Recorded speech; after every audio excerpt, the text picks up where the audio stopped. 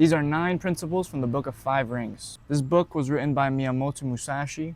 He was a samurai in the 1600s. After 50 years of him defeating men in duels, he decided to pick up the pen and he wrote this book. He wrote it with the intentions of passing it down to his disciples that studied under him. I've been reading it and I've found a lot of value in it that I want to share. So this is specifically from the Book of Earth, which is the first book, where he gives 9 principles he thinks every warrior should live by. As a martial artist, as a Muay Thai practitioner, I was very drawn to it because I would like to know what an ancient samurai believes every warrior should know. The first principle is think honestly within yourself and your dealings with all men. This immediately drew me in because it's very easy to believe that we don't deceive ourselves, but it's something that takes conscious effort, which is being honest with yourself. Being honest with how you feel about things, being honest with how you judge yourself is a skill, and it's something that takes practice, and it's something you have to consciously keep in the back of your mind. Is this how I truly feel? Is this truly what I want? Is this truly something I don't want? You cannot be honest with others if you're not honest with yourself. From the beginning, it's telling you, with these principles, I need you to be honest with yourself. I need you to truly think about them and be honest with how you feel. Second principle, constant training is the only way to learn strategy. So throughout the book, he mentions the way. The way is a deeper principle of life. It's a deeper essence to reality. Constant training is the only way to learn strategy. To me, this ties into the last one of, okay, you have honesty. The second thing now is constant training. It's not enough to just be an honest person. It's not enough to just be honest with yourself. To be a warrior, to succeed, you have to constantly be training. Third principle, become familiar with every art you come across. This was originally the idea I had heard of Miyamoto Musashi speaking about. The idea that the man who sees the way in one thing sees the way in all things. Throughout life, there's so many different fields we might come across. There's so many different thoughts, activities we might do. The more deeply you can analyze each one, first of all, you develop your sense of being able to understand something. When you can understand something deeply, you can then go on to have that skill of how to learn, and you apply it to something else.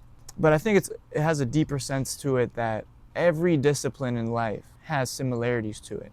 Principle number 4 is understand the way of other disciplines. This ties into the last one of the more you can understand one discipline in life, the more you can understand another one. The more you can begin to make connections that you wouldn't have otherwise made. There's times where I might think 2 things are completely disconnected. Business has nothing to do with martial arts. I might think my personal life has nothing to do with how I train at the gym. And I think what he's saying is that all these things are connected, and the deeper we can immerse ourselves in one of them, the deeper we can immerse ourselves in the other ones, and the more we can start seeing how every facet of life has similarities that we can draw from one another. Number 5, know the difference between right and wrong in the matters of men. It's emphasizing how you need to have a good character still. You can try to be as effective and successful as you want using these other principles, but he's emphasizing the importance of doing right from wrong.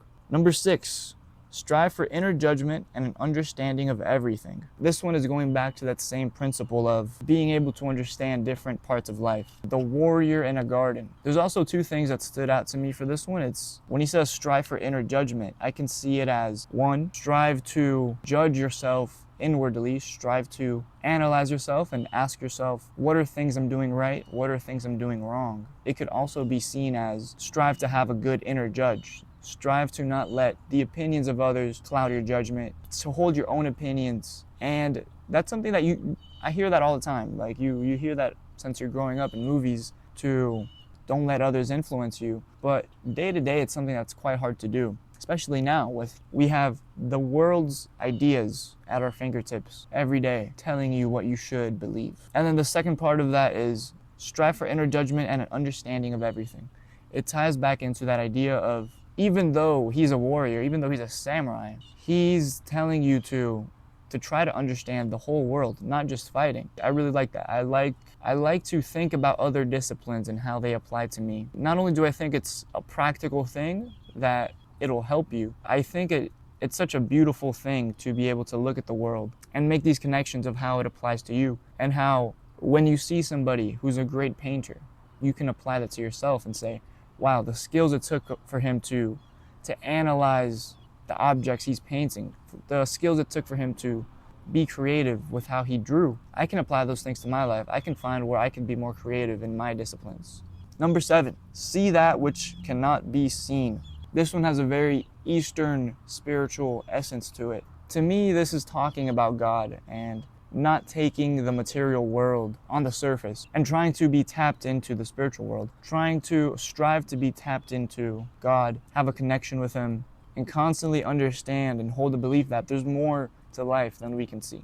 Number 8, overlook nothing regardless of its insignificance. I really like how, I find it funny how it goes from a very big, sweeping, philosophical thought of see that which cannot be seen, and then it goes to almost the opposite, which is overlook nothing regardless of its insignificance, right? It goes from life is not what it seems to don't overlook anything, even the smallest thing is important. That's something I struggle with all the time, is letting little things slip and treating them like they don't matter. I come home, I'm tired, and I leave my shoes where they are. I don't put it anywhere. I have to wake up to go to work. I feel like I'm in too much of a rush, so I don't make my bed. He's saying overlook nothing regardless of its insignificance. That is something that I find really inspiring and something that I really want to implement into my life. And again, it applies to every facet of life. In your personal life, if you are disciplined, if you are timely, if you are neat, when you go train, you're going to be on time for class, you're going to have all your things ready,